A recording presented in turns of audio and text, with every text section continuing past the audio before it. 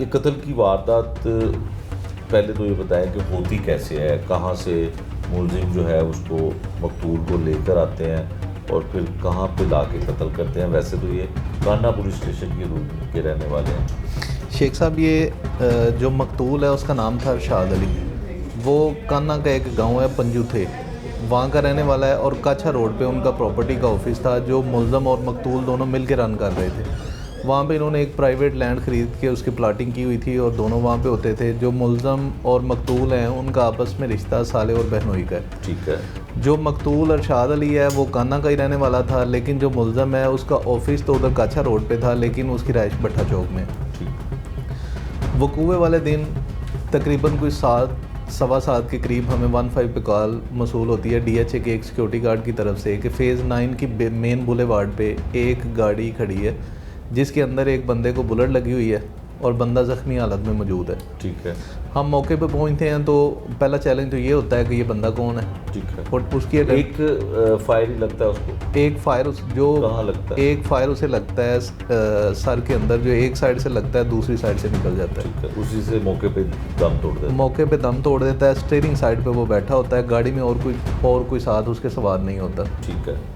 हम अपनी तफ्तीश का आगाज़ वहाँ से करते हैं। पहले उसकी आइडेंटिटी की जाती है कि वो कौन है, जो कि उसकी गाड़ी का डाटा और बाकी चीज़ों से हमें पता चलता है। उसके वर्सा आते हैं, फिर वर्सा से तफसील ली जाती है कि आपकी किसी के साथ दुश्मनी, कोई मामला। वो बिल्कुल एक शरीफ आदमी था, शरीफ व नफ्स शहरी था और उसकी फैमिली भी शरीफ लोग हैं। उनके इल्म में कोई ऐसी चीज़ नहीं होती कि हमें बिल्कुल कोई शक नहीं, कोई ऐसी चीज़ नहीं। तो ये एक बिल्कुल ब्लाइंड सा वकूआ था और ऊपर से ये था एक ऐसी जगह पे जो बिल्कुल जंगल बियाबान था। DHA फ़ेज़ 9 के अंदर आपने गुजरते हुए देखा होगा कि वहाँ पे प्लाट्स ही प्लाट्स हैं, आबादी कोई नहीं। तो फिर ये वकूए की जगह मुल्ज़मान ने एक ऐसी सिलेक्ट की थी जिसके ऊपर जिस पे कोई कैमरा नहीं था और बल्कि उसके दूर दराज तक कोई कैमरा नहीं था। ठीक है। तो वकूआ ऐसे होता है कि मुलज़म जो मकतूल है वो काछा रोड से निकलता है, जो इनका प्रॉपर्टी का ऑफिस था। ठीक है। उधर से ही मुलज़मान उसकी रैकी करते हैं और एक मुलज़म उसके साथ बैठ जाता है। फिर वो उसे फ़ेज़ 9 पे जब आते हैं कोई चक्कर दे के कि यहाँ पे आपको कोई प्लाट ख़रीद के देते हैं, ऐसी कोई स्टोरी बना के, जैसे वो समझते हैं कि ये जगह हमारे लिए फ़िट है, वहाँ पे उसका मर्डर कर दिया जाता है। ठीक है। तो इसको ट्रेस करने के लिए हमने SP साहब जो हमारे इन्वेस्टिगेशन है वो मौके पे आए। फिर सर ने लीड करते हुए 3-4 टीमें बनवाई, जो कोई कैमरा जात को चेक करने पे लग गई, कोई डाटा एनालिसिस भी लग गया और कोई ह्यूमन इंटेलिजेंस।